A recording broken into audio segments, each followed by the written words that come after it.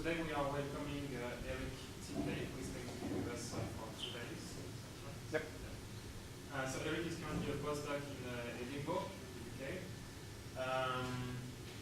He started his career in astronomy actually here in Toronto. He got his PhD at the department next door, working on clustering and galaxy clusters.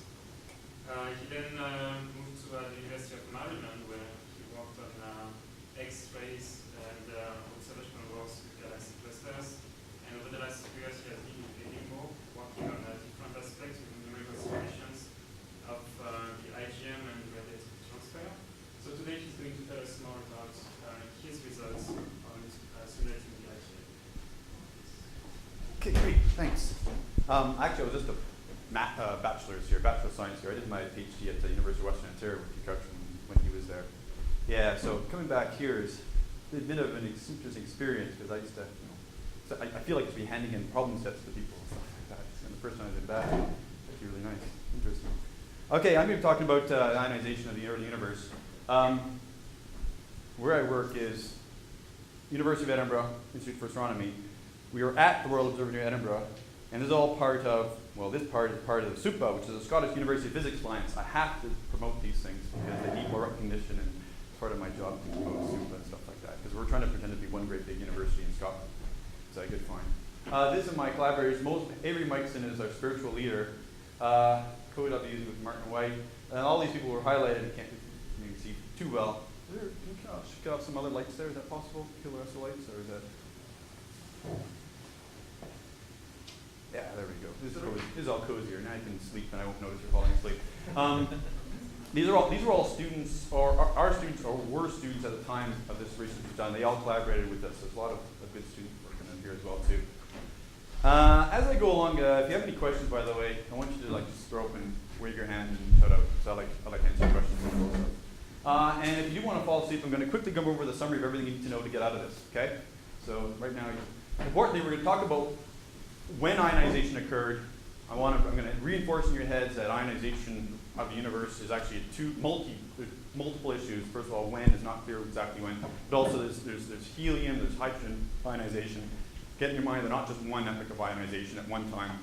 It's an epoch of helium ionization which occurs over a period of time, and a hydrogen ionization which occurs over a period of time as well too. So we're going to discuss that. I'm going to rub those through your head. I'm going to look at this an observed ratio to get an approximation compared with simulations data to say that reionization occurred of helium around redshift 3.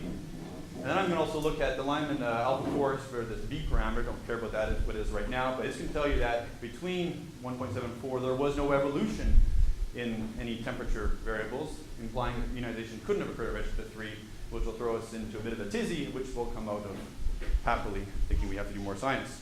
So that's pretty much it. I thought Upshea measured that there was a step in there. Hey? Didn't Upshea measure a step in the, lower limit on B parameters or something? Yeah, there is. B parameters, yeah, it's probably going to not be the best estimator as we're going to see. But there was a lot of work being done. People were trying to pretend for a long time you actually could do this. So, but yeah, with their work sort of showing that there's, ultimately the issue is that B parameter is too sensitive to velocity flows, natural velocity, computer velocity flows. That's the big killer. But we're really jumping ahead of the game. But basically, you're right. You can go to bed, go to sleep now. Then you're fine. You know the answer. Okay. We all seen this photo before about history of the universe. You guys know what this stuff is, or the Big Bang, whatever. The period that we're looking at for reionization is a huge interval in that whole step. So it's not just one little narrow band. It really does stretch from redshifts of around 1520 or so down to redshifts of 323 or so. Okay. It's a big long range, mainly because you do have these multiple things. Picture in our minds of what reionization is. We go to higher redshifts here. You had neutral material, which is blue and dark blue. You had dense structures. Then you had objects forming within those dense structures, and they popped out. They ionized the gas around them. Not in perfect circles like this, but they kind of grew out in funny shapes and whatever. And they eventually percolated together and reionized them. That'd be for one epoch of reionization. For one species. And the important thing is that you're going to have two species. There's not a single epoch. You've got hydrogen and you have helium that occurs presumably after. No apparently good reason for presumably after, but it is apparently after. Okay, we're going to be looking at that. Now, there's some constraints. We kind of have an idea that somewhere between redshift 11 or higher and redshift 6, probably a lower limit to that, you had hydrogen reionization. Helium helium-1, helium-2, that's concurrent with hydrogen. They're so close to each other in spectral frequencies that you ionize one, you ionize the other one. And then there's the helium-2 to helium-3, which apparently is evidence goes, as you'll see, redshift of 4 to redshift of 3. Does this actually work? Let me skip this. Dr. Wilbur. No, I didn't like that. Okay. I didn't actually want to show these movies anyway too much. What happened there? Let's just skip the movies. Because that's basically pretty much what he just described to you. The movie that by Nick Ned. Okay. Now, why do we care about the IGM and ionization? Why is it important? Well, first and foremost, because we care about where we got to, and a lot of money is being spent on galaxy formation, star formation, blah, blah, blah, is that it is the state of the gas. It is the gas from which galaxies form. So you need to know what the state is of gas which you form galaxies, actually get good galaxy formation models. Okay? I mean, you can do n-byte simulation, you can throw in your galaxy simulators into those things and make little galaxies, but the truth is they're all subjected to what actual state of the gas is, the entropy level within the gas, the level of ionization fraction, which sets cooling rates, which sets so many other physics that occurs in galaxy formation. For those people who don't really care too much about galaxy formation where we got to, but they care about large-scale structure, which is cosmology, well, Lyman-4 is a distinct probe of structures of an overdensity of about 1, which means that they haven't gone nonlinear, they haven't erased themselves, yet they're large enough to actually be measurable. They're actual true perturbations, much less lower levels than that, and you actually can't really observe it too much anyway. Okay? And beside that, it's kind of almost tail wagging the dog. It does provide information, hopefully, of what actually did the ionizing. And that sort of feeds back to maybe perhaps how galaxies formed, or perhaps earlier than the first objects. First objects turned on, they're the things that presumably actually ionize the gas. So when did that occur? What were they at the times? This may give a written record. And the trick of why it gives a written record, why it actually works, is because you have densities that are so low that cooling times exceed the Hubble time. And if you can remember that basically once you've ionized the gas, you put it in a state and it can't forget. It can never really forget because it doesn't have enough interactions. It's too low of a density to have interactions which erases its memory. So if you're looking at a high density gas, then you lose all that information. Okay? And that's an important point because a lot of people are doing a lot of good work with radio transfer codes, which look at high density regions and then look at equilibrium levels, and they only care about large structures or dense structures to begin with, and their codes are perfectly applicable to that. But if you want to do detailed work at low densities, you need different types of radio transfer codes, which we're going to talk about later on. Okay. They probe over densities. And curious thing, just as an aside, they actually probe. If you look at the hydrogen Lyman alpha force, the helium-2 Lyman alpha force, they're essentially produce the same because the helium-2 is a hydrogen-like atom, so it has exactly the same force. It's just shifted 1/4 in frequency. They probe different overdensities. 1 to 3 is for hydrogen. Helium is 1/3 to 1. Now, there's a lot more hydrogen than helium, so shouldn't these be reversed, you'd say? Because if you're probing with the Lyman alpha force, you're looking at absorption. Absorption is going to be directly related to quantity. It's a lot more hydrogen. But the issue is that helium, because it's 4 times more massive, produces sharper spectral features, which means you need much less gas to actually create a spectral feature. So it kind of reverses those two around. It also has a higher cross-section, which also makes it a stronger line. And we already talked pretty much, discussed it pretty much about how epic organization. You can imagine you're going to just naturally form bubbles around the first sources that turn on. They're going to grow, percolate into each other, eventually to some of the whole area. So again, there's not going to be a long period. Now, how many people are students here? Students? Okay, I'm going to give a quick tutorial about Lyman alpha force and where it comes from, what it means. A lot of stuff you're probably going to know. Basics is, you look at QSO, here's an idealized QSO, has a big Lyman alpha emission here, been redshifted to 3.6, it's moved over to there. You have this continuum where, okay, you throw in an absorber between us and it at some other redshift. This is at its Lyman alpha redshift. Some absorber there creates a little depression. Now, normally the story from there, they just say, well, now you throw in more of these little objects and you get a dense forest. But you can't forget you also have your other parts of the Lyman series, be it a gamma, whatever, And they also absorb and they clutter up the Lyman alpha forest. And you also have your Lyman limit. And your Lyman limit for particularly dense systems, it basically erases all these photons that have been absorbed and actually ionizing the gas. These are the ones actually doing ionization, not these things. These are just responding to the gas itself. But this QSO is ionizing gas at these redshifts in a way, because those photons are being absorbed. Okay? Now, if you just have a regular, this absorber here wouldn't actually generate this flat spectrum. You have a sharp cutoff and it would kind of go up like that, but I've kind of erased the whole block because you're going to have a bunch of little lines, so you generally lose the whole limit there. Nice, so you add more absorbers in there, so that's a mix of Lyman alpha, Lyman beta, Lyman gamma, the whole Lyman series. At this point, you clearly would have erased everything there. Other things that people talk about, well, the Gunn-Peterson trough is one. That's kind of a holy grail for all this, was for a long time, still is a bit. There's just, if you have actual neutron material or a low ionization fraction, you'll have complete absorption of all signal. And we're kind of looking for that. Some QSO that's clearly in an area where there's complete absorption between us and it at some point. Generally, we've been seeing stuff where there's a forest, where it's not complete absorption. There's periods of transparency, which means it's highly ionized here, highly ionized here, highly ionized here, blah, blah, blah, because there's no gas to absorb. But here, it's complete absorption. That's an indication you have some gas that has not ever been ionized. Or it's been ionized, but to a low level. You don't actually need too much neutral hydrogen to do absorption, because it's on the order of an over density of 1. If you have an over density of 10, then you can have an ionization fraction of 90%, and you still get the same sort of absorption. So there's a bit of a trick there, which is sort of the next point. So you have damp Lyman alpha absorbers, which are very high density things, presumably postulated to be proto-galaxies forming, and they produce these big wings here. So they create absorption not just in their own little band, but through a large area. And that's in a different area in the curve of growth, so there's a bit of different things going on there. And different things. Also, if you go back to the previous slide, you also notice it's actually dimmed this part of the spectrum as well too. It actually affects very much longward. Okay.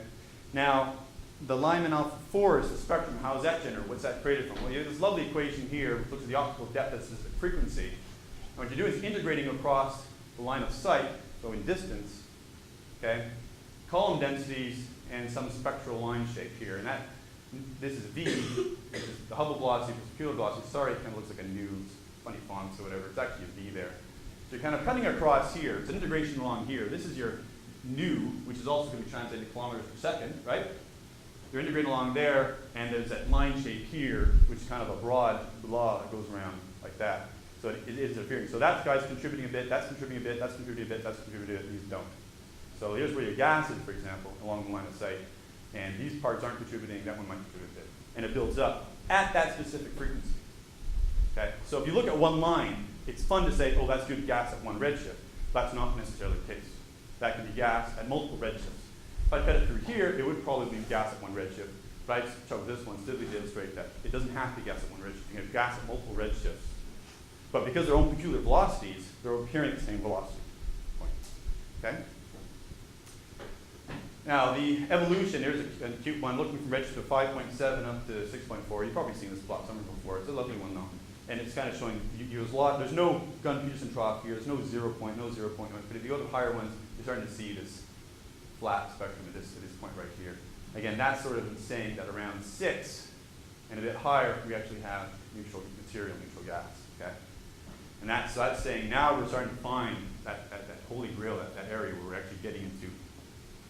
You know, ionization has been completed by redshift 6, but before that, there's still material which is not neutral. Still material that's neutral. You can analyze that, do proper analysis on that, and you end up with lovely figures like this, where this is just this regular curve is just the growth of the expansion of the universe, and how you expect this mean optical depth in the computer to actually change the effective optical depth, and it rises. But suddenly around 5.9 or so, it's starting to shoot up a lot. Big error bars, but it is shooting up a lot.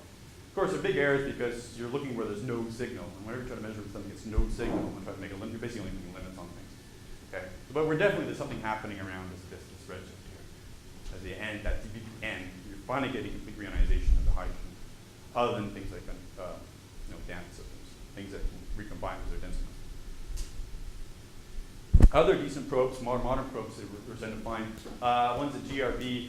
I'm not too sure where this is going to go.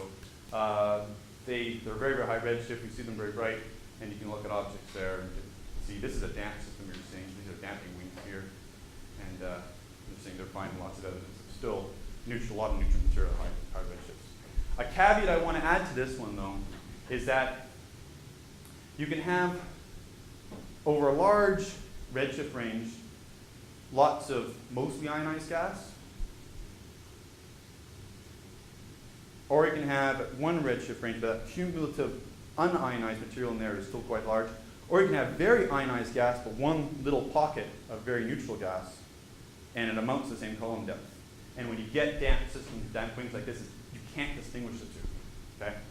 That's a bit of a trick. You see a lot of papers written in we're going to put limits on this thing, but you actually do model that, and we've done that, and it's you can take a line of sight to neutral material and hit one damp system, and it looks exactly like something that's completely been damped. But you on the left side of the line alpha, you've got no transmission. Isn't that a scenario where you actually have a wall as opposed to if you only have one guy, we come back up again? Yeah, but your redshift range is quite large. You're starting to get to places you would expect to have had. Lower redshift, so you'd expect it to be transparent. Yeah, you're saying you expect it to be transparent. They just fit one line here, right? One point, the point next to the gas. Yes. And they could have made this any size. No, and it's degenerate with the actual ionization fraction. And you're completely right, but they didn't use this part as part of the limit here.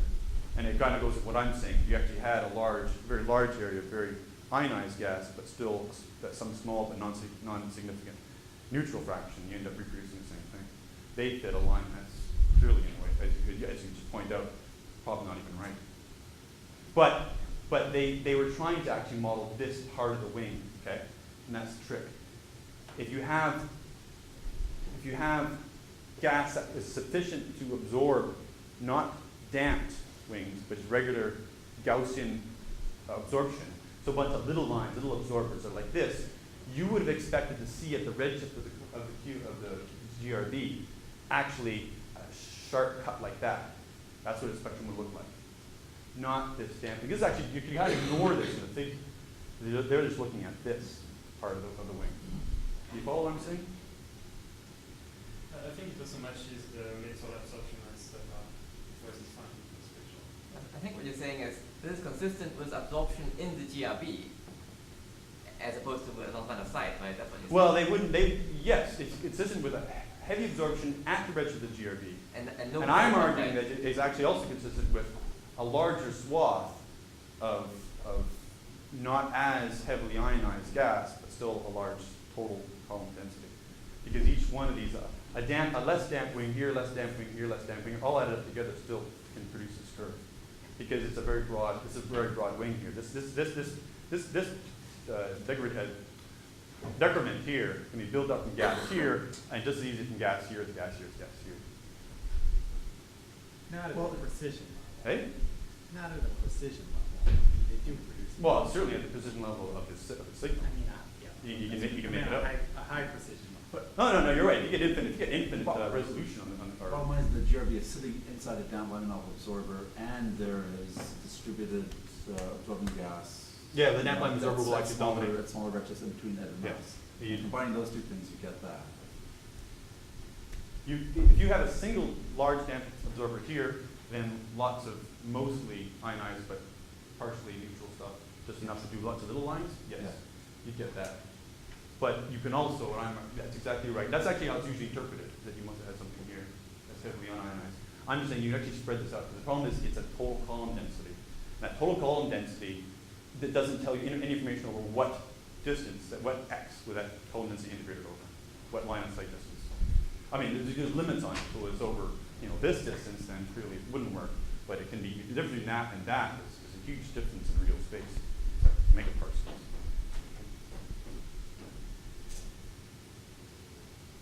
Okay, another method of measuring optical depths is this goes kind of the other way around.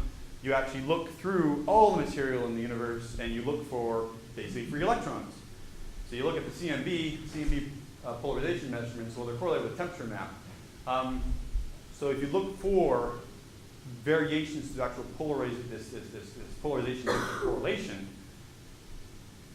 you can find evidence of reionization. And the trick is that since you reionization deliberates electrons, they scatter photons, that blurs the CMB map. If you're blurring a CMB map, it's erasing small-scale structure, boosting up large-scale power.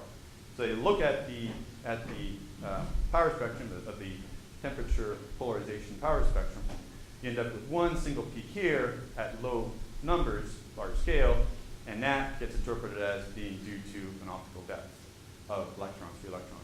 And that's how they got originally in the first year this idea that it had to be much greater than 15 or 20, but over subsequent reanalysis of the WMAP data, it's gone down, but it still exists there. And right now it assumes, assuming instantaneous ionization, you have to have an ionization of higher than 11, which implies that from what they're seeing enough electrons that if we just assume it all occurred at one time, it had to have been as early as register 11, okay? Because you're seeing this column density of electrons since then. Of course, it doesn't have to. Right? No, you can try, no, it's no better, but. No, it's not greater than 11.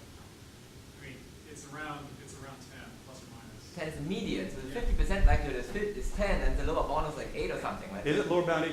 No, I think that was if you change, was that if you change the model? Excuse me? I thought that was if you had to change the model. No, it's just, there's just an error bar. Yeah, no, I understand that. But if you actually take the lower bound of that error bar, it's 11.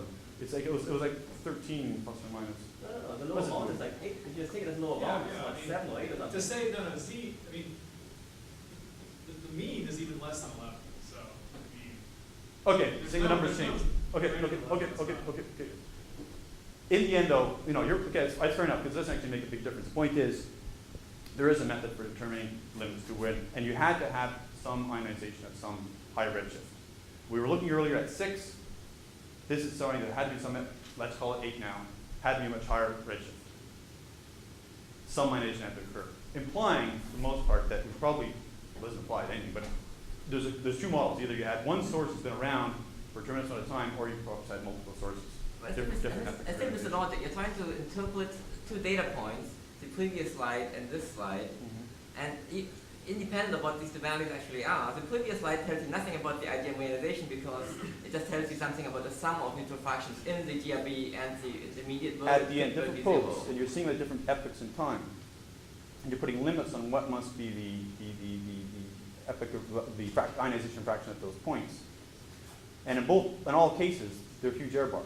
No, but even if you forget about the error bars, even if you take at face value what these people are claiming, then the GRB or the quasars give you a neutral fraction of 10 to the minus 4 or some number like that. So if anything between 10 to the minus 4 and 1 is allowed from those data points, which is hardly at conflict, even at face value, because even if it ionized at 20, even if it did, and it just had residual 10 minus 4, that's still consistent with both GRB and quasar data. Even if, I mean, I understand that you can, to get that into a problem, you have to extrapolate the rate of growth of that curve to beyond the redshift that's being observed. I don't think anybody claims at a redshift of 6.3 or 6.42, where there's data, that the universe actually is neutral, right? Or are you saying that? No, I'm not saying it. You're jumping into the final conclusion. The whole result is that you had to have different degrees of ionization over an extended period of time.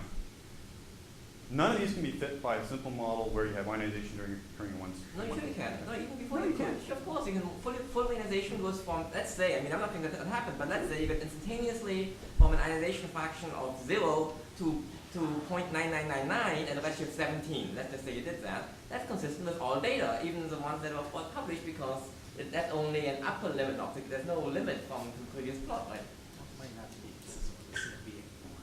Well, but let's say not anymore. But taking his point, 0.17. Let's say you get a 0.08, then you're probably consistent with, let's say, the median value. If it's redshift 10, you're perfectly consistent with instantaneous at 10, which is the median value right now. And by ionization, we mean it goes from 0 to 0.999, and it stays there. That's perfectly fine. At redshift 10. Yeah. But then you would be consistent with the Gunn-Peterson trough at 6. Sure you would, because that the optical depth from there is a neutral fraction which is almost 0.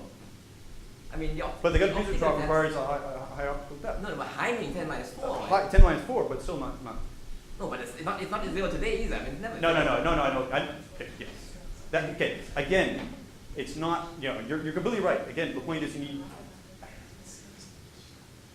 we know that the optical depth is much less, the ionization fraction is much higher than 10 to the minus 4 now, even at much lower redshifts, right? It evolves gradually. You can get 10 to the minus 4, that's when you start developing kind of Peterson trough. Exactly. So there is evolution in it, right? Yes, from 10 to minus 4 to 10 to minus 6, right? But that's unrelated to ionization. That's at the ionization. That's the degree of ionization you have occurred. That's right. I suspect you're arguing the same point I'm making.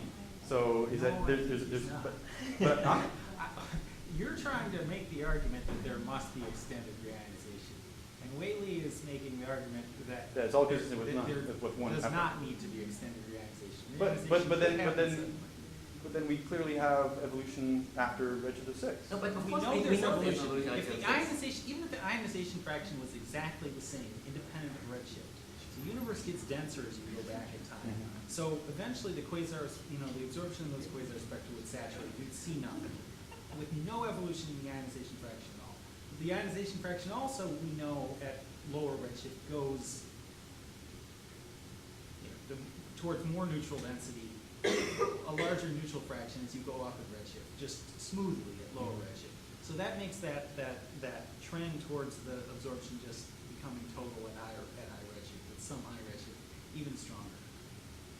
The only way you can argue that you've seen something that's evidence of some dramatic change away from that just mostly ionized but evolving in density situation is if you see some sudden change or something that clearly and decisively breaks that trend in those quasar spectra. Which some years ago there was a little bit of evidence, if you did a careful statistical analysis, that was happening. But people since then have argued that there isn't, that evidence isn't even correct. That evidence was based on perceived damping in the proximity effect of quasars. It's a very subtle thing, a lifetime of quasars, proximity, damping ring leftovers. So The evidence I'm talking about is just the evolution of the mean optical depth as a function of time. yes. Okay. I'm going to shuffle on now. Okay, good point. Well done, guys. Yeah, I think we're still fine because I'm going to jump into helium and ignore hydrogen for a while. Okay? Yeah, you're probably right. There's extended period. Doesn't have to be extended period. There's lots of data though. Can we just go with that? Different observations? Yeah. Okay.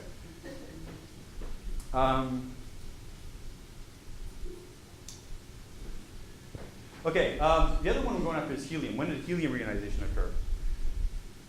Now, the problem is a lot of quasars you can actually do observations with because of, well, one of the main reasons actually is around redshift of 3 being transfer factor 4 and shift of your helium to hydrogen-like system by frequency of 4 means that this band of around redshift 3 you actually can't observe anything anyway. So there's a nasty thing there. There's also a lot of, you need free views through our galaxy actually to get out to be able to see quasars. You need clear views. And there's not many quasars. There's like 7 or so right now that actually have QS data for. They've looked for many more. Anyway, so what we're going to look for is this sort of Gunn-Peterson trough effect in the same in QSO data.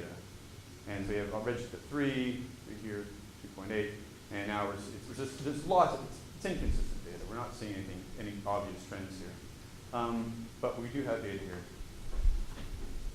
Well, we do want to, for the moment, look at this little one, because we actually did a modeling of that. This is completely aside from what we've been talking before, but we did simulations of QSO bubbles and just tried to remodel that line, that little gap. What can happen is that... Let me see last plot. That's an emission line in helium.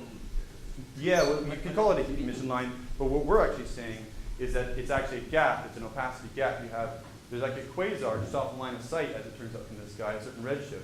And we modeled that with size of bubbles that it might produce with their angle, and you can actually produce this gap here. So this is actually neutral material.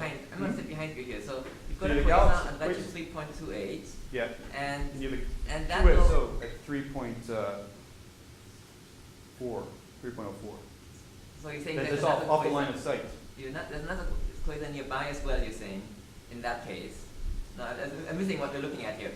In this gray region, No, not the gray region. The gray region is I'm not dark. looking at That's that. what we can't observe. That's neutral. That's hydrogen in our own galaxy. Screws us up. Oh, I see. So I don't look at the gray line. Okay. Yeah. So it's just this little zip here. We're looking at that little thing, and you're asking the question, what is that? That's Yeah. you're asking, and you're saying that's not helium emission. Now it from could the actually quasar be a itself. gap. It could be a complete gap in the matter distribution, a void, for example. But do you think there's not a helium line in the quasar itself, for example? The helium line in the quasar is here. Is that, but that's the helium line Yeah, in the yeah. quasar? Yeah. And now you're asking, what is that? What little- was that? What was that opacity gap due to? And could it be modeled by a nearby quasar, which is observed? There's a quasar. But there's known to be another quasar on There's the off line sight. in that case. Yeah. I see. And the idea is could the volume be big enough? Do the simulations, do the lines of sight through that, and we could produce something similar to that. But the constraints are very difficult because a lot of constraints with actually the angle, the opening angle of quasars, because they don't actually radiate as complete spherical systems. So you have different opening gaps and you can actually shift it around. The quasar is actually at a slightly different redshift, just off here, so it almost looks like it has to be angled up that way towards us. And we're seeing the gap there. That was something we did as a side. Okay, so thinking for a moment, there might be different models of when you have ionization occurring. Early model, early reionization or late reionization. You have possibilities of early reionization. You have first stars that form. They're obviously going to be dumping out tremendous amounts of UV photons. Where they escape into the IGM is not known, but that's a possibility. Mini quasars, early AGN, small protogalaxies. Or for the late reionization models, you have galaxy, which is star formation in galaxies in particular, and QSOs as we've been seeing. And again, it is difficult to distinguish these because we don't have information, as you guys are pointing out. We really don't know. I mean, the data is consistent with a lot of different models. Now, population 3 stars. The problem with population 3 stars, they form population 2 stars right away by polluting the environment with metals. And that changes the opacities of the stars and the amount of UV photons they release. So it's difficult to actually have enough population 3 stars to actually do the ionization. But it does initiate ionization at high redshift, which, if you accept a possible model of it being early reionization and a late reionization, gets you some of those high redshift photons or electrons that you need. Galaxies, they certainly produce, star formation is guaranteed to produce enough UV photons to have ionized universe. But the problem with galaxies, you need an escape fraction to do that of greater than 10%. And all the observations ever done is you end up with like for our own galaxy, it's 0.06, and at redshift of 3, which is very high, you have, again, escape fractions of less than 10%. So this looks like it should be the right answer, but we can't get the escape fractions right to actually produce enough UV photons. The star formation rate is also, we don't have tremendous constraints on the star formation rate itself too. We have lovely curves like this, lots of data, lots of hard work put into that, but where we're looking is where the data is noisiest, and for hydrogen, it's completely off the scale. We don't have data at those redshifts. You can kind of extrapolate and say we're going to do this or whatever, but they're just huge errors. That's a log scale.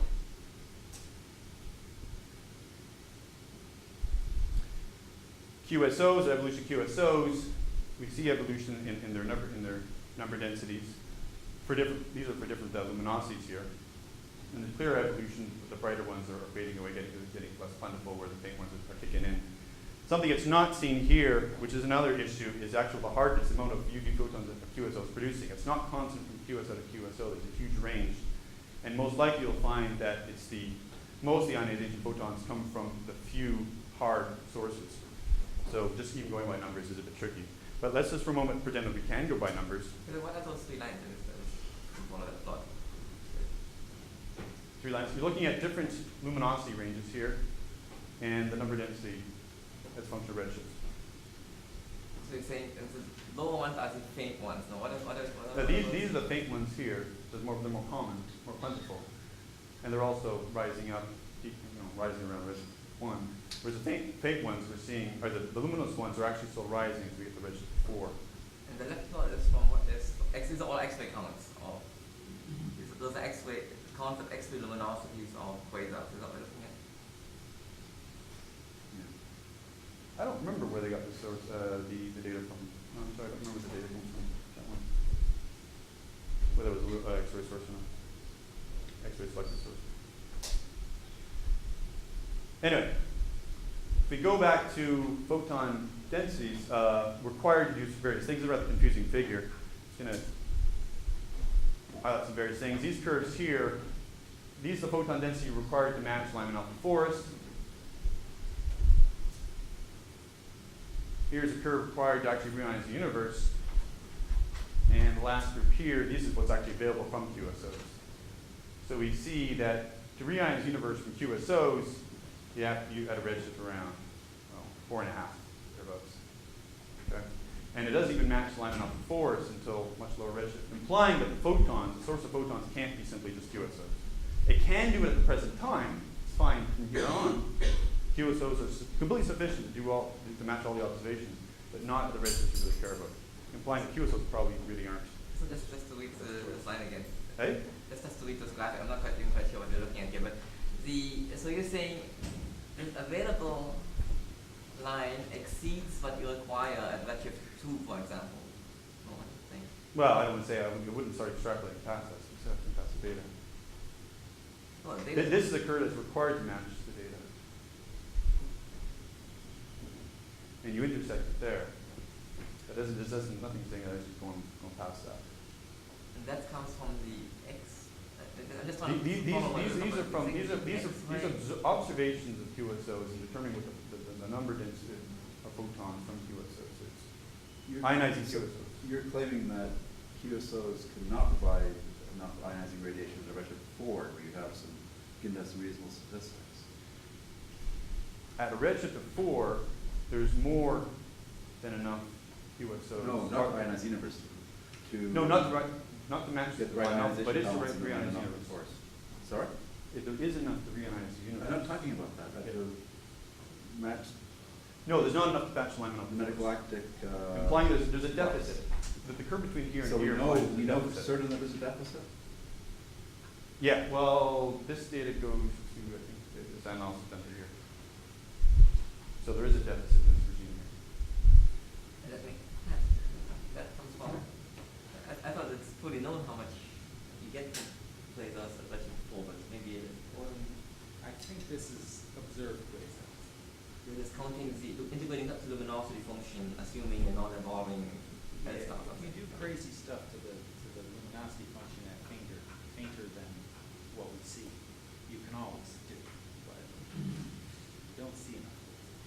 So the metagalactic flux is determined to an error of a few at a redshift 4 or 5. Does that curve would imply? So that we really know there's a discrepancy. Just cosmic array is included there. You're saying that the range here is sufficient. Yeah, there's clearly you can't derive. There'll be big error bars where it's intersect there.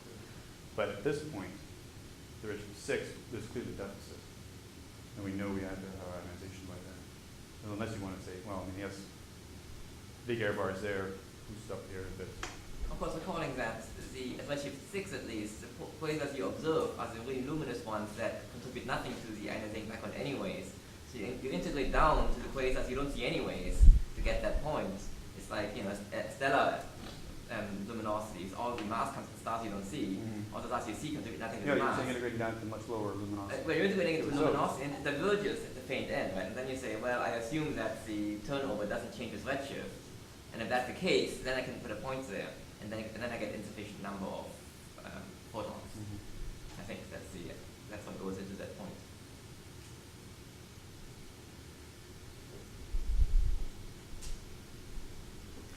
Okay, we're going to have to zip along quickly. Good job. Okay, so we still have the problem of when, and we still have the questions of how. So I'm going to introduce a numerical simulation.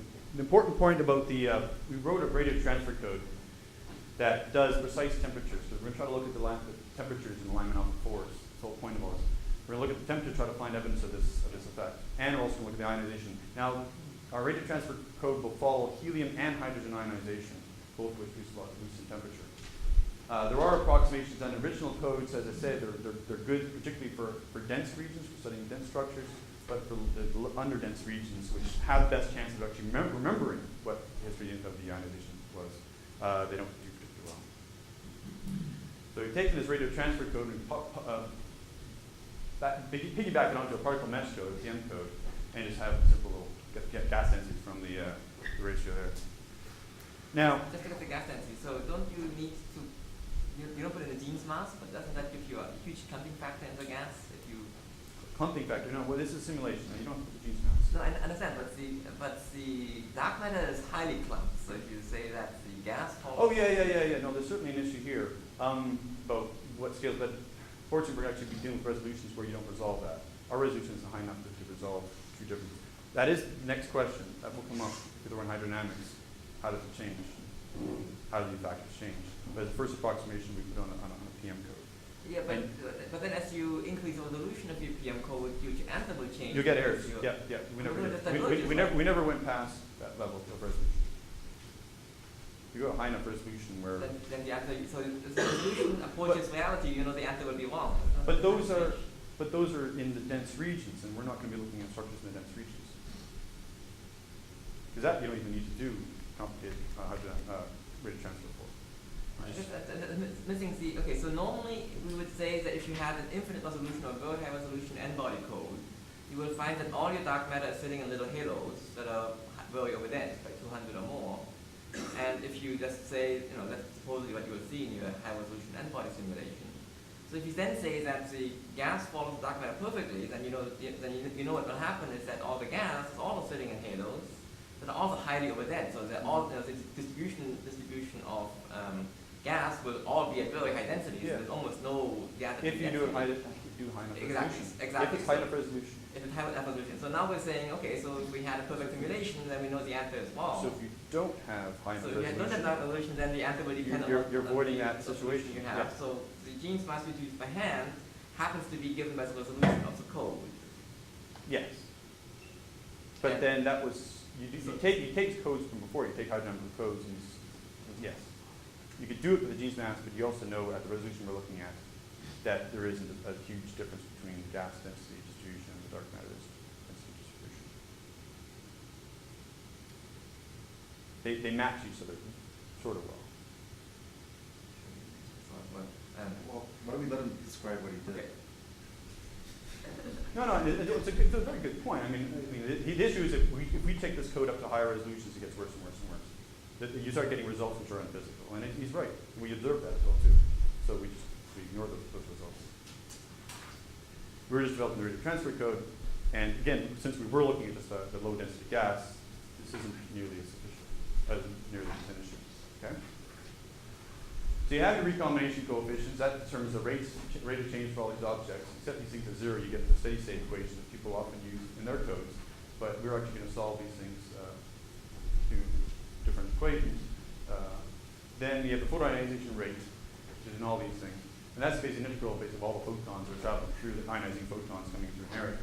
Okay? And that's that volume. And in the heating part, that's the temperature, which is basically the contribution in energy of each of those ionizing photons. Now this is actually the part that's highly computationally intensive, these integrations here, overall frequencies.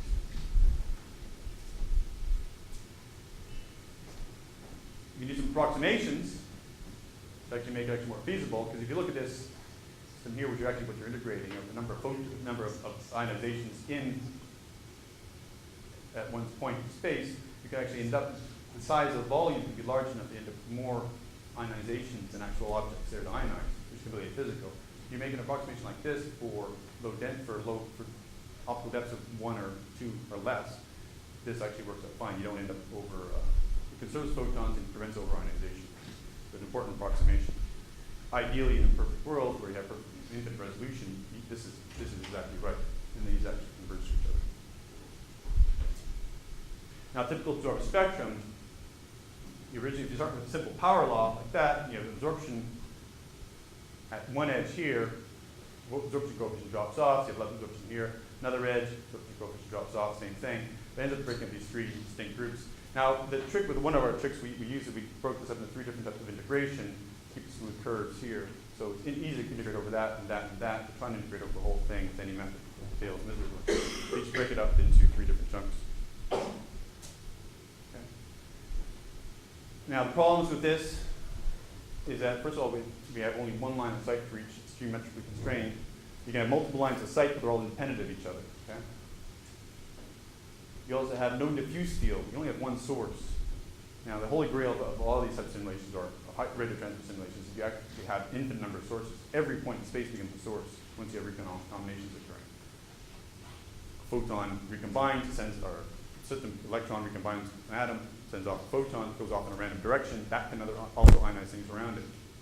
There are solutions around that and using your different recombination coefficients. For a low optical depth, you pretend that photon just disappears forever, and in high optical depth, you assume that that photon that was released that can ionize another object nearby is immediately reabsorbed. It gives you two different recombination coefficients, which have to be tested on the fly.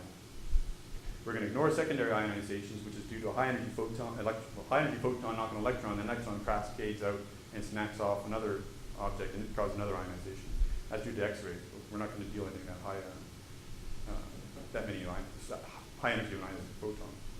And there's no advection because we don't have gas thermodynamics in this, or gas dynamics. Now, the trick is that for every cell that is bigger than 10 tau, so we have that limit of tau 1 or 2, I said. We can't constrain that. We can't say, well, just don't do it for any cell. We have to take a cell, because we have low resolution to do this run. We can actually do the rate of transfer through that cell. And if it has high optical depth, it's not high, it's a dense object. And you can split it up, and it's recursively passed the same algorithm. And treat it as if one single line of sight. You can parallelize it with NPI originally, but it could also be parallelized trivially with OpenMP as well too, and the code is very, very highly scalable. Basically, you send out a line of sight, get a result, send out another site. All the processors, and as they finish their lines of sight, they just give one another one. It's a dynamic allocation process, both in NPI and in OpenMP. Again, we did a couple originally to a PM code. Now, we threw in originally a bunch of different spectra, possible realistic spectra. The only ones I really want to care about today are a starburst spectrum here, which you can see is very soft, lots of low energy photons. Basically ionizes only hydrogen. And power law spectrum, which is to approximate a quasar spectrum, which will turn on at some other time. So generally we have starburst occurring from one interval, followed by quasar turning on at lower redshifts. Ionization fraction for hydrogen goes through pretty discretely and sharply. So at the same rate, produces the same number of ionizing photons. Everything's been normalized to produce the same number of photons in every line of sight, ionizing photons that is. That's why it's so sharp. For helium, you'll find it's much slower. You're waiting for that bright quasar to turn on. You can't really ionize too much of the helium-2. When the quasar turns on, it drives right through because of the low density of helium. Is this a kata-kata simulation? What we're seeing is a slice. The source is on to the left, and it's radiating across to the right. The source is infinitely far to the left, so you can tell. Yeah, plane wave. Yeah, plane wave. So you see there quite dramatically when the temperature of how it shoots up with the gas. It's cold here, warm there. But when the quasar turns on, it plows through very quickly and heats up the gas dramatically. That's the helium ionization. The helium is important. Very important in the system, and if you get rid of the helium, you just don't get the heating nearly the same amount of helium.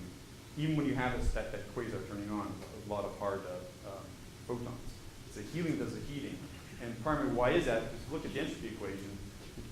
When you dump entropy into ionizations for hydrogen, you're also having the mean molecular weight. So the temperature wants to go because the entropy's been jumped up, doesn't go up as much because this guy's going to 1/2. But once you already have ionized gas, you dump in for helium ionization, this jumps up, this stays pretty much the same, goes down a little bit, 10% or so, and that shoots up as well too. That's the main reason you have this huge input of energy, temperature right there. So we can do comparisons of the temperature difference between the different models, and pretty much the whole point is that the hybrid produces tremendously hot temperatures once you actually turn on the quasar. Very high temperatures, much higher. Well, this is pretty much what we're looking for, what we're observing. Okay? Rho-T distributions, I only want to show this because we're going to come back to this in a bit, but you do the Rho-T distribution, again, lots of high gas, especially at low densities, high temperature gas in the hybrid one. Now, this is where it gets a bit fun. We have the fraction of the helium-2 to hydrogen-1 along the line of sight, and you can get this from observing the helium-2 Lyman alpha forest and the hydrogen Lyman alpha forest along the line of sight. You can derive this quantity here. There's a large amount of scatter. Here's the distribution for one line of sight here. There's a log scale here in this value centered around 180 or so. Okay? So I want to see it centered around 180 and it's a large spread. we actually plot that for our figures. So I've taken that distribution here and plotted on edge. So this is kind of distribution for one redshift and distribution for one another redshift, and it goes on and on. At high redshifts, after everything settled down, after the source is turned on, so turned on at this point right here, QSO. It's a very tight set of values, very low as well too. But you get the high set here shortly after turning on. So that would imply, looking at this one, this is a QSO at redshift 2.75, that this was shortly after, sorry, 2.3 to 2.75, shortly after this. Question is that, so before the quasar turned on, eta is infinite, isn't it? I mean, I just want to see what Oh, before it turns on, this is 0. No, this is high. And this is low. This is a number, well, yeah, so Before the QSO, because this thing, all the helium's a helium-2. exactly, and the hydrogen fraction is low, it's whatever you have as redshift 4. Just looking at the next graph and see what I'm looking at is the next one. So I would expect at redshift, when does it turn on? Redshift 4? You Yeah. said? No, 5. Redshift 5. We're not plotting those because they're So too just high. before they're it's too high. infinite. Yeah, they're too Just high. before it's infinite. Yeah. Well, there's no data there. Well, no, it's infinite. It's infinite, yeah. And Or then, not, it's just very hot. then it's something better looking. Then suddenly it turns on. I would have thought what you're saying is that it changes slowly because the quasar radiation field takes time to go someplace. But that's not what I'm just not quite sure what I'm looking at What here. you're seeing is that it should settle to this. This is what's going to settle to. But because it's not in equilibrium at that time, this is the point the process starts setting off. The actual process of ionization pushes up. What it does is actually, it actually over-ionizes the hydrogen. The hydrogen value actually drops as well too, as the helium-2, more so. So if you go, I mean, the point is subtle, it's important. After you've set this to 0, this should be a low or very low, this should be a low value, right? So if I turn on something that's going to ionize helium-2, you'd expect this value to go to very low values. But what we see is it doesn't do that right away. It shoots up a bit, then it drops down to its low value.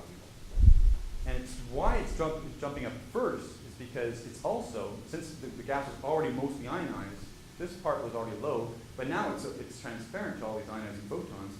It's seeing a different source, much harder photons, but it's getting reionized to actually lower level.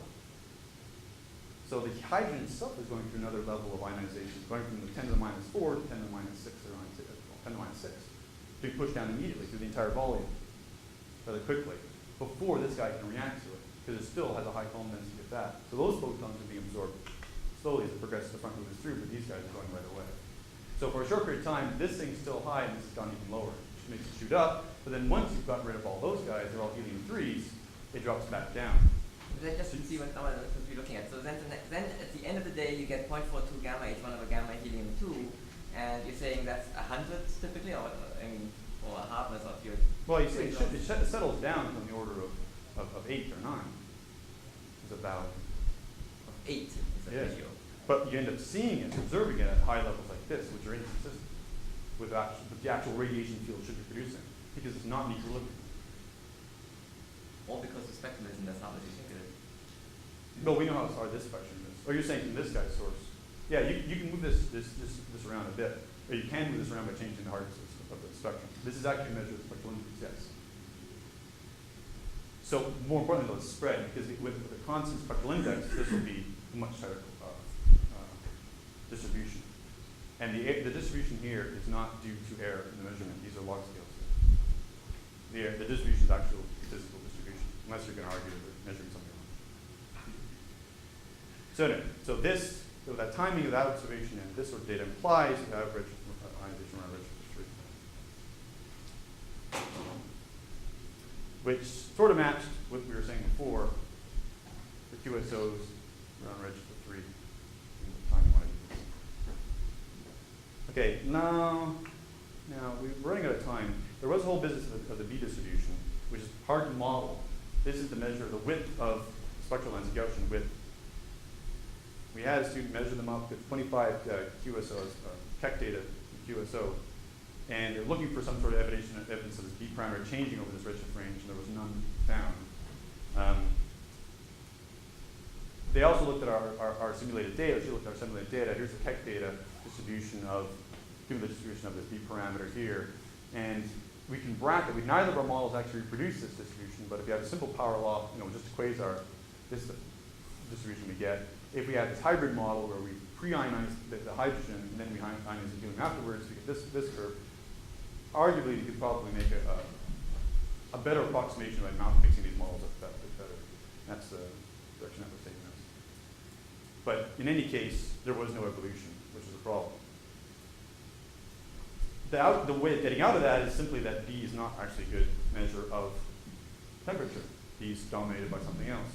Now, a quick check of that was actually throw this on, we did this recently. We've taken our radio transfer code and put it onto a hydrodynamical code. The hydrodynamical code will give us advection, which we're missing, pressure support and heating, shock heating, with boosted temperatures. But most importantly, it gives the advection and pressure support.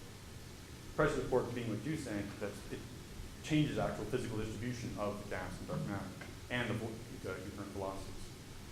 We used ENSO-RT, publicly available code, hydro code from Brian, and piggybacked onto that. We had to disable the cooling in our rate of transfer because ENSO has its own in these models. Now, the simulation has a lot of numerical artifacts that are still in error, but the general trend works. Now we actually have the source at the top. You can flip it around.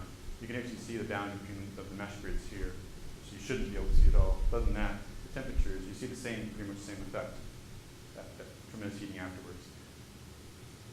Now, what we can quickly do is just do a derivation of this of these Lyman alpha force measurements or simulations of the spectra, taking temperature straight from the hydro, or taking it from polytrope, which is what people like to do, but now use on the gas and dark matter. Because the trick, in an ideal world, you just want to use the n-body simulation. It's the fastest and easiest simulation to do. These hydro codes take forever. That code right there took a month to do on a 64 processing machine. It takes a long time. If we can derive them straight from a dark matter simulation and use a formula like that, then everything's life so much easier. So we did this, we did these 5 different comparisons here, and gas on its own, which is the hydrodynamic one. Basically, you're seeing tremendous overlap between that curve, and these two curves. So the dark matter on its own always goes one way, and if you take the actual dark matter distribution and its velocities, it produces a different Lyman alpha force spectrum than the gas ones. And using either the true gas temperatures or an approximation of the gas temperatures, using a spectral fit, or just deriving from the rho T distribution probabilistically, makes almost no difference. Implying in the end that the big difference is just the velocity spreads and the distribution of matter, but mostly the velocity spreads. We haven't actually fit the beta parameters. I did this 2 days ago. We'd like to fit the beta parameters, but I'm anticipating there'll be no big change. And that's pretty much the state we're at. Okay.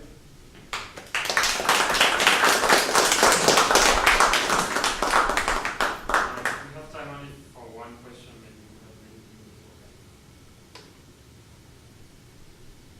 people. Ready? Okay, so because we are running late, so we can just stop here and continue with cookies and coffee upstairs. So let's stop.